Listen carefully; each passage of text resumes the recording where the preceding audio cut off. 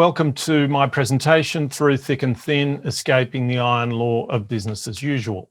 This is an outline of what I'm going to talk about. It probably won't mean very much to you at this stage, but I will make my slides available and you're certainly welcome to have a look at them afterwards. So here is a picture of somebody and your task is to work out what they're doing.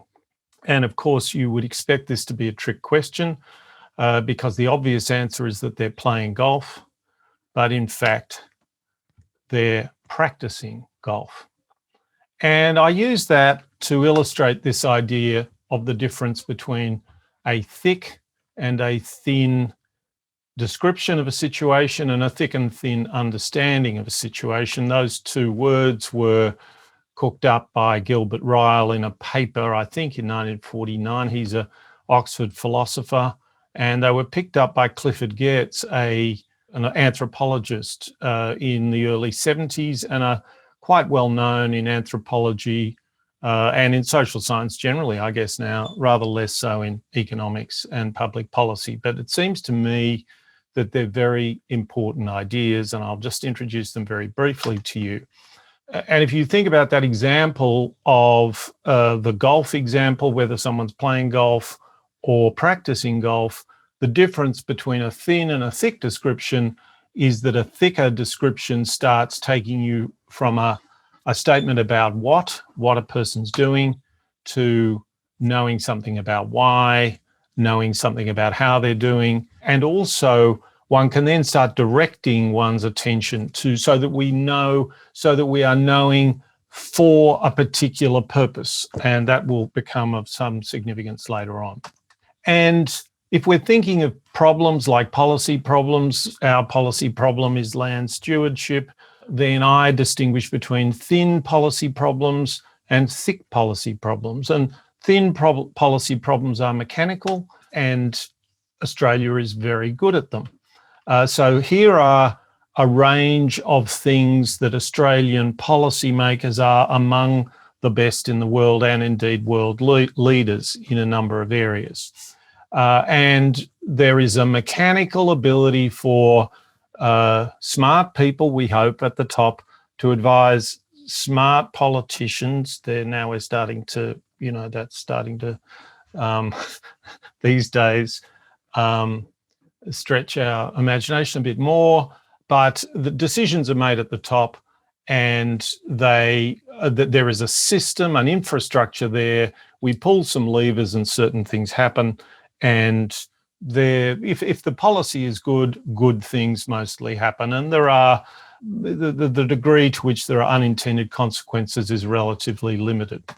And Australia leads the world at this. Now let's think about thick policy delivery. I would not accuse us as being at the best in the world, but there are just oodles of areas, all the other areas where you can't just pull a lever, where we have to get good at something. Those things, Australia isn't, relatively speaking, terrible compared to other countries. It's just terrible, absolutely. There is lots of room for improvement in all these areas. And certainly we were better at these, relatively speaking, than the rest of the world. We were certainly among the leaders 50, 100 years ago, rather more so than we are today. And stewardship of country is a thick policy problem. So let's have a bit more of a look at what I think an illustration of a thick policy problem.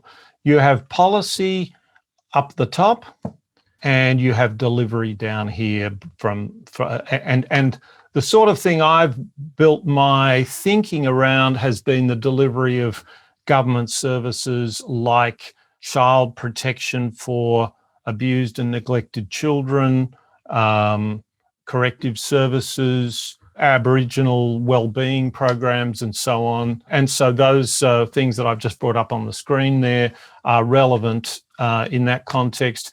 Regarding land management and stewardship of country, I'd say government services are of importance, farmers are of importance, and various communities of various different ethnicities and degrees of control and wealth and so on, all become relevant there. And here's the thing about this way I think of it, which is of a set of like arteries and capillaries. And those are the words of a close personal friend of mine who died over 200 years ago, Adam Smith. And he was well known as the founder of modern economics. He's also a philosopher, and this is from his first book, The Theory of Moral Sentiments. It's quite a statement that the disposition to admire and almost worship the rich and the powerful, though necessary to maintain the order of society, is at the same time the most universal cause of corruption of our moral sentiments. Well, that's true in spades in a hierarchy, and it leads to all kinds of pathologies, and one of them is recorded there by Peter Shergold before he became the Secretary of the Department of Prime Minister and Cabinet. If there is a single cultural predilection in the public service I would change, it would be the unspoken belief that government policy is a higher function than delivering results. He made very similar, he spent decades in the public service, 10 years as either the Public Service Commissioner or the head of Prime Minister and Cabinet. And I don't know what he would say, but let's be generous and say the impact of him trying to change that was marginal. So this is a huge problem, I think. And the problem is that with thick policy problems, learning, most of the things you need to know are out in the field. And hierarchies, for 100 different but related reasons, some of which I'll go into, find it impossible for learning to actually properly go upwards and to be identified, nurtured, protected, and projected and expanded within a hierarchy. And I might just say that my thinking on this really began in 1983 when I encountered the Toyota production system. And Toyota built a hierarchy that really cared about learning at the bottom of that hierarchy and building the company's systems of accountability, everything around that. And it's really been pondering that and a range of other things that's led me to the way that I think about this now. So now you remember that the second term I was going to talk to you about Lord Acton's fault line. Well, for 20 years, I've mentioned a joke, and I've mentioned it as a sort of a flourish because it's clearly talking about an important thing. And only recently, only in the last 6 months, when I was writing something about the Productivity Commission's draft Indigenous evaluation strategy, did I do what I think I might have done rather earlier, which is to take the joke away from the embellishments and put it at the center of the analysis.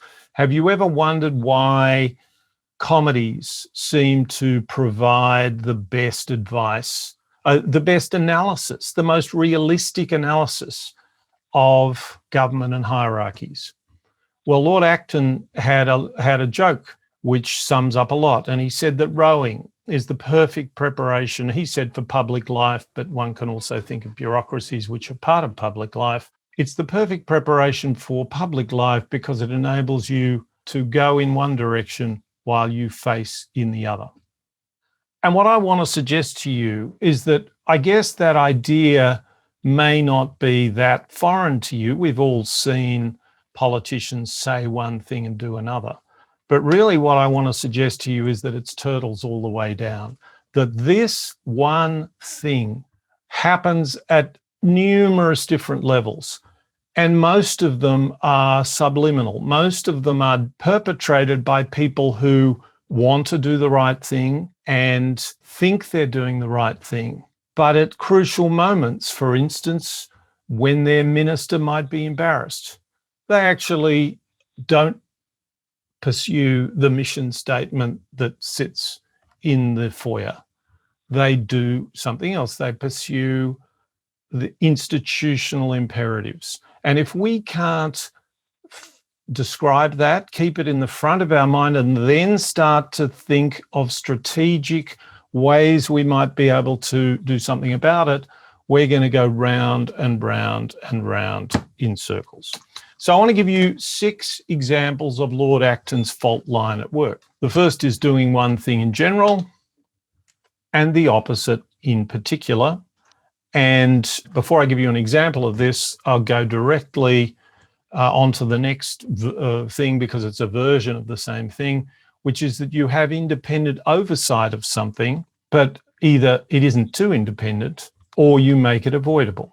So we've done this now in regulation for, let me work it out now.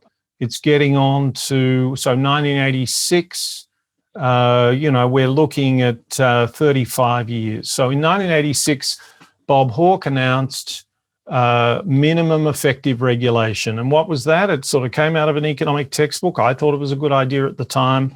And it said any new regulation needs to go through a regulatory impact statement. A little further thought leads you to think, that's regulating regulators. Are we getting ourselves caught up in something here?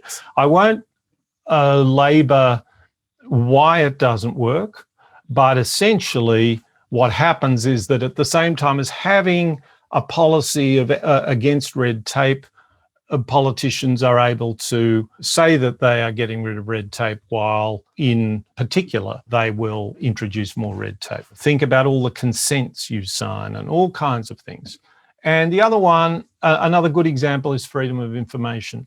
And we discuss freedom of information as if giving people access to their records and to records of government, and I'm not arguing against doing this, but we argue it as if doing it won't have any effect. And it has 2 effects, one of which is that it drives information outside official channels. And of course, there are lots of other easier ways to avoid the problem, which is delays, particular sections of Freedom of Information Acts and so on.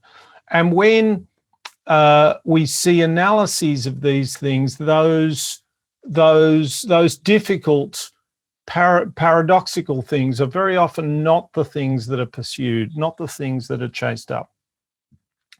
And so serious government, serious planning and so on takes place without people at that strategy meeting saying, well, you know that we're kidding ourselves, don't you? You know that what happens is this and that. That's impolite. Another technique, and in fact, increasingly, this is something to pay real attention to. And of course, this is not, I guess, that heading there, make announcement, is not a surprise to you.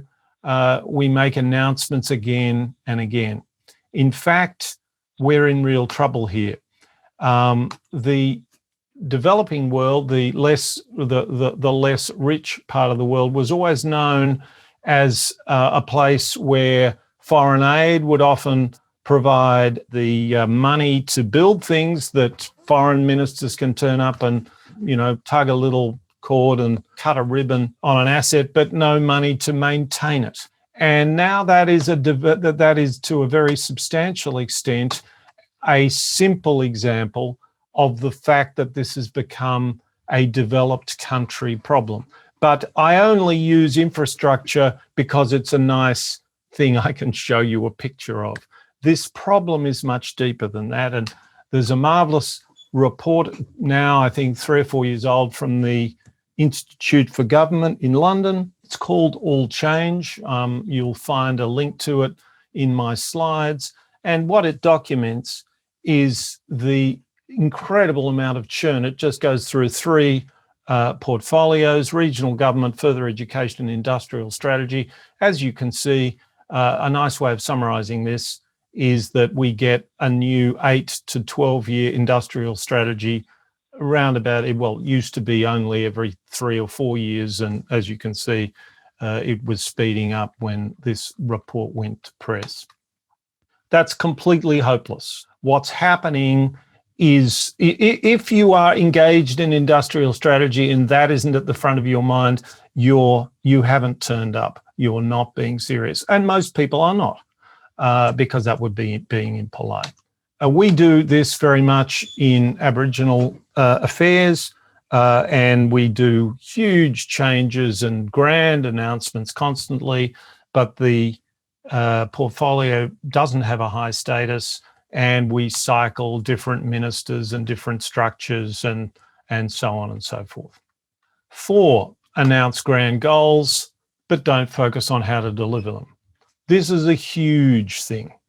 We've recently had Jacinda Ardern tell us that New Zealand is getting a wellbeing budget, that they're now going to target improving the well-being of New Zealanders, which is a very nice idea. The basic problem there is that there's no connecting up of the instruments of government to the process of measuring and seeking to improve well-being. What the well-being budget was 5 themes announced. Some of them sounded, but it's government by word association. We say that child wellbeing is a theme, and therefore it's part of a wellbeing budget. You'd think maybe we were organising a ball and we were trying to decide whether we would all come as pirates or as as Elvis or something. And then one of the themes was innovation. Well, call me suspicious, but I think innovation would have appeared in any budget. What I'm getting at is there is no singular focus on how it is that we will do things differently to bring about this new goal. Another one is evidence-based policy. Apparently, New South Wales announced an evidence-based policy a while ago. They're going to have evidence-based policy, and then the Auditor General did a report on it of several years in. The conclusion, the New South Wales government's program evaluation initiative is largely ineffective. No information is provided on the performance of programs that have been evaluated. Case closed. Here's another big one. When you're at your next retreat, when you see another one of these frameworks, these are some questions you might want to ask yourself. We produce a framework, and a framework is almost invariably in fact, just to interrupt myself, we didn't have these frameworks, these nice pictures with nice words on them. We didn't have them 50 years ago, but schools ran very well, hospitals. So there's something pretty strange going on here. So we produce a framework. We love that it's got nice words in it. They describe our values, if you like, our objectives, what we should do. That not only do they not help us work out how to do it, they actually distract attention from how to do it, because that's what, if you have to go on retreats, and I've been known to feign death to avoid them, if you're to go on a retreat, if you are to think about take some kind of stock take with a view to moving forward, how are you going to, that's what it should focus on. So here, knowing what displaces knowing how. And here's the Productivity Commission's review of their draft Indigenous evaluation strategy. That's their framework. It's very nice. You could, they're nice words: credible, useful, ethical, transparent. It's a little embarrassing to ask, well, why did they put that? Could they put in other words? Because they could have put in other words. So you have to ask, what is this about? And it's certainly not about working out what things we know how to do and we do well, and what things we don't and what we have to work on, and so on. Finally, and I want to talk about the sixth thing that happens, and I think this is most relevant for our purposes here. You imagine a market, but you don't build one. What the hell could I mean?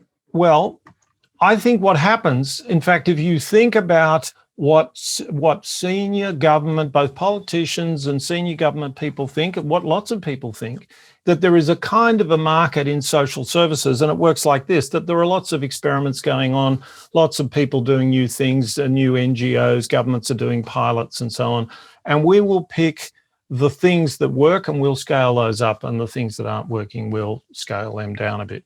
It's a nice idea. It's something which is in the back of pretty much everyone's mind, and we don't do it at all. And I can prove to you, the fact is that it's impossible. I've now challenged audiences around the country to name something which scaled up to a national program from a seed planted somewhere. Now, in fact, it's nice that we're talking about land stewardship, because I think the last example of that is land care from the 1980s. So this mechanism can work in a way if a prime minister grabs hold of something that's working and announces a national program. But there's no example of something growing from a small seed and gradually displacing other things. And there should be, if this idea we have in our heads is correct, there should be lots of these things. And let me prove this to you, because what happens if you go to government and you say, I've got this program, and look at all the things that it's doing, and look at all the external benefits of this program and how it generates external benefits for people nearby, what government will say is, well, everyone says that, so you should go and you should get an independent evaluation. And so you go off to Deloitte, or if I'm lucky, Lateral Economics, and we do an evaluation for you, and it can cost hundreds of thousands of dollars. And then you come back a long time later and you say, there it is, my independent evaluation. And they look a bit embarrassed and they say, oh, yes, thank you for that. Don't call us, we'll call you. And as if it goes anywhere, it goes to a central agency, Department of Finance, look at it and say it's not independent, which it isn't, because it's been commissioned by somebody who's trying to tell a story, who paid for it. And goodness me, I hope I'm not shocking you, but some consultants will tell a story that their client wants them to tell. So and that's just the basics. And I published an article about this several years ago, and no one takes any interest. So we're not paying attention. We're not thinking about our Lord Acton problem. We're part of the problem.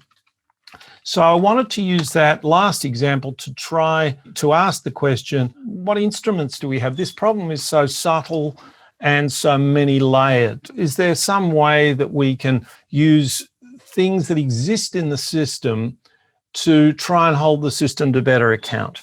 And so I would say a minimum necessary to escape something like Catch-22 would be a clear understanding of what kind of evaluations are required, a removal of conflicts of interest in commissioning them. That means governments or the community of interest needs to highlight this as an issue and come up with some principles and probably a bit of money to solve this problem. Some degree of level playing field between new initiatives and the status quo. That's tricky. A lot of people like to defend the status quo, but that's the next stage. It's not necessary to get something going, but that's the next stage. And some central verifiable undertaking to consider them. And then we could have some kind of biennial stock take of spreading innovation. So the Auditor General could report regularly on the state of pilots and other exploratory innovation at the edge of the system. How is the best innovation identified? What's been upscaled and downscaled? And here's a point that I stress, which is I don't want the system to absorb all these things as if they're little nuggets of explicit knowledge. These things are know-how. So a critical question is to ask ourselves, as programs are scaling up, are we identifying people who know how to do things and giving them more agency in the system, and so on? So finally, I just want to mention that I've spent a lot of time reading about the Mont Pelerin Society, and some of you may recognize some people in that picture. Friedrich Hayek, the famous right-wing economic philosopher, was the architect of this, and these guys changed the world. They started in 1947, and there I have put before you one of the critical things that Friedrich Hayek said in his opening address. And what he's basically saying is, if we get ourselves mesmerized with trying to sell little hacks to politicians, we won't get anywhere. We have to try to come up with a coherent view of what we want, and we have to sketch that intellectual clarity is absolutely incredibly important, and some consensus about what is most important. In other words, we need a vision which does not spare the susceptibilities of the mighty, which is not too severely practical, which does not confine itself to what today appears as politically possible. I do not mean by that anything terribly radical in the asks that are made of politicians or the system. I mean by that the arrival at a clear view of the importance of some of the things that I've talked about, which there absolutely isn't at the moment. So, and if you think about how change has happened in Australia, this is how change has happened. In 1968, Professor Max Corden said that tariff policy was an academic issue and would never change in Australia in his lifetime. 5 years later, there was the 25% tariff cut. 15 years later, it was all over, and an announcement was made for essentially or close to zero tariffs. Those governments didn't see themselves as doing anything terribly radical, but changes in the climate of opinion about what really mattered, that had changed. And if we want to change some of these things, that's how we have to go about it, in my opinion. So the preconditions are an identification of the problem, a clear identification of the problem, intellectual work proposing a response, and I haven't given you much of that, but I have proposed some ideas there. A broad consensus behind that work that's worked for tariffs, tax reform, the NDIS, and land care. It was working for greenhouse before it got derailed. Now, I'm not quite sure what promises I can make in the area of land stewardship, but I did say similar things to some community groups a few months ago because I wanted to end with a kind of call to action. And so this call to action is somewhat in brackets, but if anyone's interested in this, I'd certainly be happy to have further discussions and maybe hold in these days of the plague, a Zoom meeting to further discuss it with anyone who might want to. Thank you.